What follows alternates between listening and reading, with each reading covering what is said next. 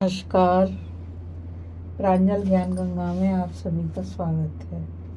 हम मुंशी प्रेमचंद की कहानी मूठ पढ़ रहे हैं, तो चलिए कहानी शुरू करते हैं। मूठ।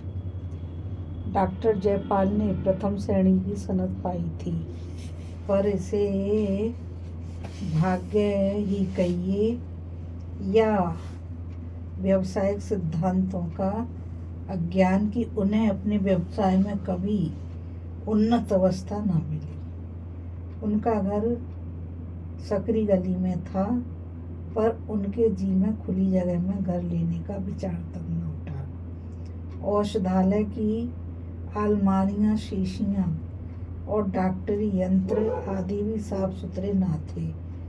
मितव्ययिता के सिद्धांत का वे अपनी घरेलू बातों में भी बहुत ध्यान रखते थे। लड़का जवान हो गया था, पर अभी उसकी शिक्षा का प्रश्न सामने न आया था। सोचते थे कि इतने दिनों तक पुस्तकों से सर मारकर मैंने ऐसी कौन सी बड़ी संपत्ति पाली जो उसके पढ़ाने लिखाने में हजारों रुपए बर्बाद करूं। उनकी पत्नी अहिल्या धैर्यवान महिला थी, पर डॉक्टर साहब ने उसके इन गुणों पर इतना बोझ रख दिया था कि उसकी कमर भी झुक गई थी। माँ भी जीवित थी, पर गंगा स्नान के लिए तरस तरस कर रह जाती थी। दूसरे पवित्र स्थानों की यात्रा की चर्चा ही क्या। इस क्रूर मितव्ययिता का परिणाम यह था कि इस घर में सुख और शांति का नाम न था। अगर कोई मद फुटकल थी तो वह बुढ़िया महरी जगिया थी। उसने डॉक्टर साहब को गोद में खिलाया था और उसे इस घर से ऐसा प्रेम हो गया था कि सब प्रकार की कठिनाइयां झेलती थी, पर टलने का नाम नहीं लेती थी। डॉक्टर साहब डॉक्टरी आय की कमी को कपड़े और शक्कर के कारखानों में हिस्से लेकर पूरा करते थे। आज संयोगवश बम्बई के कारखाने में उनके पास वार्षिक लाभ के 750 रुपये भेजे। डॉक्टर साहब ने बीमा खोला, नोट गिने, डाकिये को विदा किया, पर डाकिये के पास रुपये अधिक थे। बोझ से दबा जाता था। बोला, हुजूर रुपए ले लो और मुझे नोट दे दो तो बड़ा एहसान हो, बोझ हल्का हो जाए। डॉक्टर साहब डाकिये को प्रसन्न रखा करते थे, उन्हें मुफ्त दवाइयाँ दिया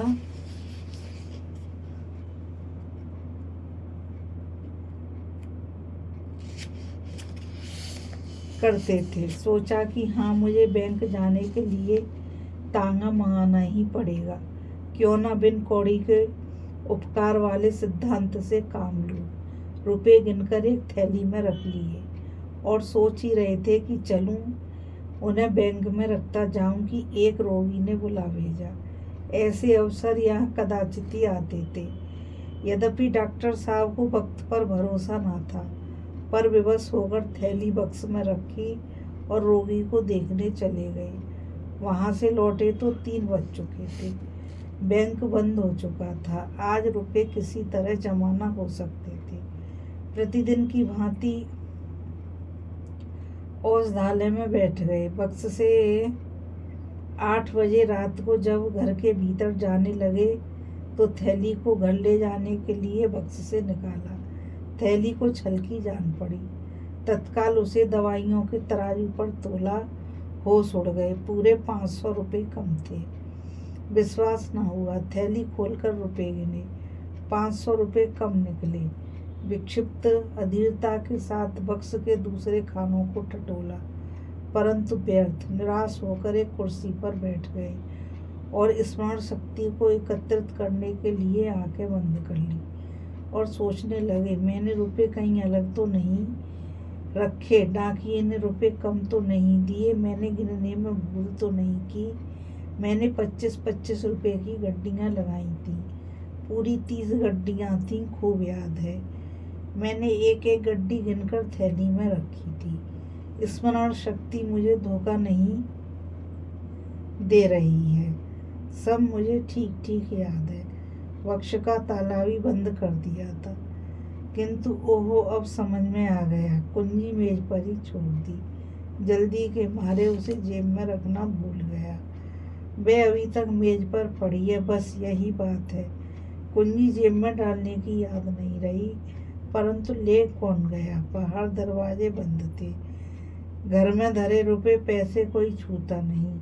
आज तक कभी ऐसा अवसर नहीं आया। अवश्य किसी बाहरी आदमी का काम है। हो सकता है कि कोई दरवाजा खुला रह गया हो, कोई दवा लेने आया हो, कुंजी मेज पर पड़ी देखी हो और बक्स खोलकर रुपए निकाल लिए। इसी से मैं रुपए नहीं लिया करता। कौन ठिकाना डाकिए की ही करतूत हो। बहुत संभव है उसने मुझे बक्स में थैली रखते देखा था। रुपए जमा हो जाते तो मेरे पास पूरे 1000 रुपये हो जाते। ब्याज जोड़ने में सरलता होती। क्या करूं? पुलिस को खबर दूं? व्यर्थ बैठे बिठाए उलझन मोल लेनी है। टोले भर के आदमियों की दरवाजे पर भीड़ होगी। 10-5 आदमियों को गालियां खानी पड़ेंगी और फल कुछ नहीं। तो क्या धीरज धर कर बैठूं? कैसे धीरज धरूं? यह कोई सेहत में मिला धन तो था नहीं। हराम की कौड़ी होती तो समझता कि जैसे आई वैसे गई। यहाँ एक एक पैसा अपने पसीने का है। मैं तो इतनी मितव्यता से रहता हूँ, इतने कष्ट से रहता हूँ, कंजूस प्रसिद्ध हूँ। घर के आवश्यक व्यय में भी काट काट छांट करता हूँ। क्या इसलिए कि किसी उचक्के के लिए मनोरंजन का सामान जुटाऊं?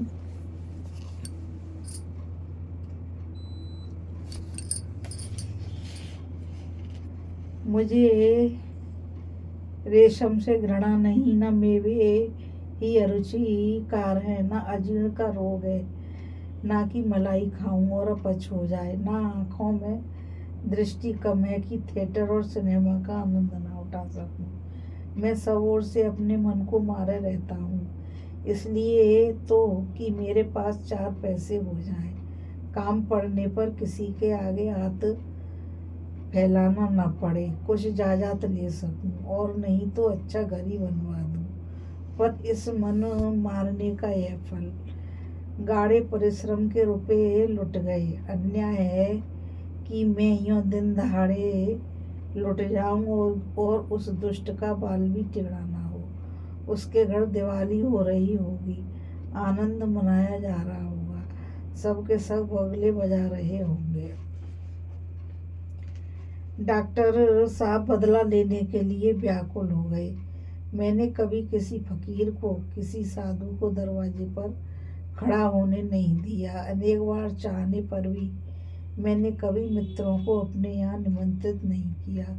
कुटुंबियों और संबंधियों से सदा बचता रहा। क्या इसलिए उसका पता लग जाता तो मैं एक विषैली सुई से उसके जीवन का अंत कर देता।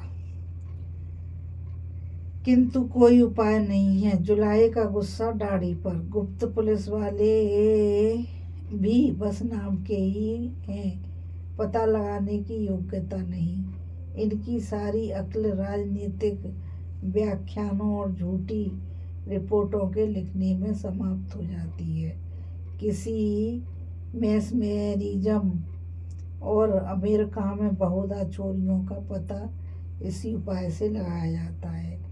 पर यहाँ ऐसे मैसमेरिज्म का पंडित कौन है?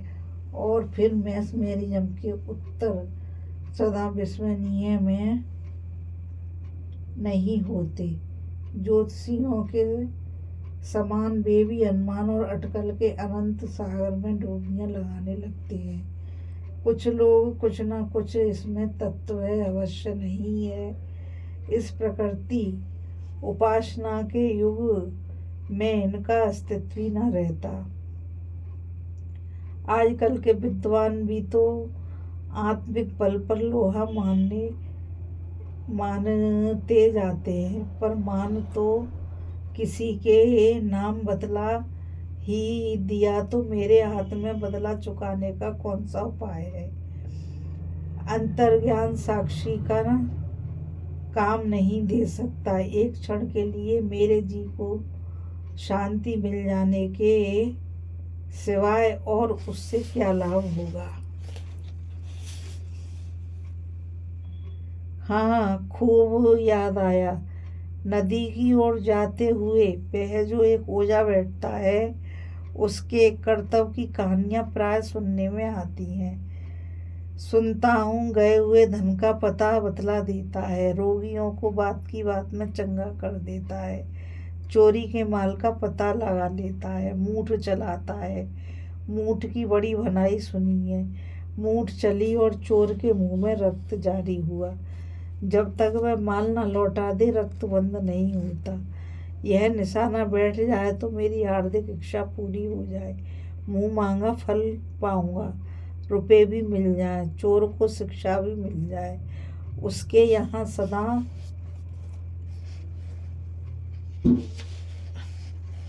लोगों की भीड़ लगी रहती है। इसमें कुछ कर्तव्य ना होता तो इतने लोग क्यों जमा होते। उसकी मुखाकृति से एक प्रतिभा बरसती है। आजकल के शिक्षित लोगों को तो इन बातों पर विश्वास नहीं है, पर नीच और मूर्ख मंडली में उसकी बहुत चर्चा है। भूत प्रेत आदि की कहानियां प्रतिदिन ही सुना करता हूँ। क्यों ना उसी ओझे के पास चलूं। मान लो कोई लाभ ना हुआ तो हानि ही क्या हो जाएगी। जहाँ 500 गए हैं, 2-4 रुपए का खून और सही। यह समय भी अच्छा है, भीड़ कम हुई, चलना चाहिए। जी, मैं यह निश्चय करके डॉक्टर साहब उस ओझे के घर की ओर चले। जाड़े की रात थी, 9 बज गए थे। रास्ता लगभग बंद हो गया था। कभी कभी घरों से रामायण की ध्वनि कानों में आ जाती थी। कुछ देर के बाद बिल्कुल सन्नाटा हो गया। रास्ते के दोनों ओर हरे भरे खेत थे। सियारों का हुआना सुन पड़ने लगा। जान पड़ता है इनका दिल कहीं पास ही है। डॉक्टर साहब को प्राय दूर से इनका सुरीला स्वर सुनने का सौभाग्य हुआ था, पास से सुनने का नहीं। इस समय इस सन्नाटे में और इतने पास से उनका चीखना सुनकर उन्हें डर लगा। कई बार अपनी छड़ी धरती पर पटकी, पैर धमधमाए।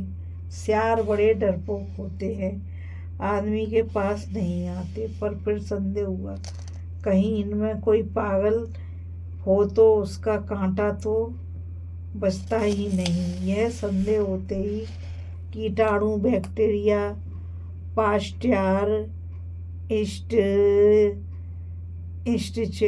और कसौली को याद उनके मस्तिष्क में चक्कर काटने लगे। वह जल्दी जल्दी पैर बढ़ाए चले जाते थे। एकाएक जी में विचार उठा, कहीं मेरे ही घर में किसी ने रुपए उठा लिए हों तो। वे तत्काल ठिठक गए, पर एक ही क्षण में उन्होंने इसका भी निर्णय कर लिया। क्या अड़ जाए, घर वालों को तो और भी कड़ा दंड मिलना चाहिए। चोर को तो मेरे साथ सहानुभूति नहीं हो सकती, पर घर वालों की सहानुभूति का मैं अधिकारी हूँ। उन्हें जानना चाहिए कि मैं जो कुछ करता हूँ उन्हीं के लिए करता हूँ। रात दिन मरता हूँ तो उन्हीं के लिए मरता हूँ। यदि इस पर भी वे मुझे यूँ धोखा देने के लिए तैयार हों तो उनसे अधिक कृतघ्न, उनसे अधिक अकृतज्ञ, उनसे अधिक निर्दय और कौन होगा। उन्हें और भी कड़ा दंड मिलना चाहिए, इतना कड़ा, इतना शिक्षाप्रद कि फिर कभी किसी को ऐसा करने का साहस न हो। अंत में वे ओझा के घर के पास पहुँचे। लोगों की भीड़ ना थी। उन्हें बड़ा संतोष हुआ। हाँ, उनकी चाल कुछ धीमी पड़ गई। फिर जी में सोचा, कहीं ये सब ढकोसला हो तो व्यर्थ लज्जित होना पड़े। जो सुने मूर्ख बनाए। कदाचित ओझा ही मुझे तुच्छ बुद्धि समझे, पर अब तो आ गया, यह तजर्बा भी हो जाए और कुछ ना होगा तो जांच ही सही। ओझा का नाम बुद्धू था, लोग चौधरी कहते थे, जाति का चमार था, छोटा सा घर, वह भी गंदा। छप्पर इतनी नीची थी कि झुकने पर भी सिर में टक्कर लगने का डर लगता था। दरवाजे पर एक नीम का पेड़ था, उसके नीचे एक चौरा नीम के पेड़ पर एक झंडी लहराती थी। चौराहा पर मिट्टी के सैकड़ों हाथी सिंदूर से रंगे हुए खड़े थे। कई लोहे के नोकदार त्रिशूल भी पड़े थे, जो मानो इस मंद गति हाथियों के लिए अंकुश का काम दे रहे थे। 10 बजे थे। बुद्धू चौधरी, जो काले रंग का तौंदीला और रोबदार आदमी था, वह एक फटे हुए टाट पर बैठा नारियल पी रहा था। बोतल और गिलास भी उसके सामने रखे हुए थे।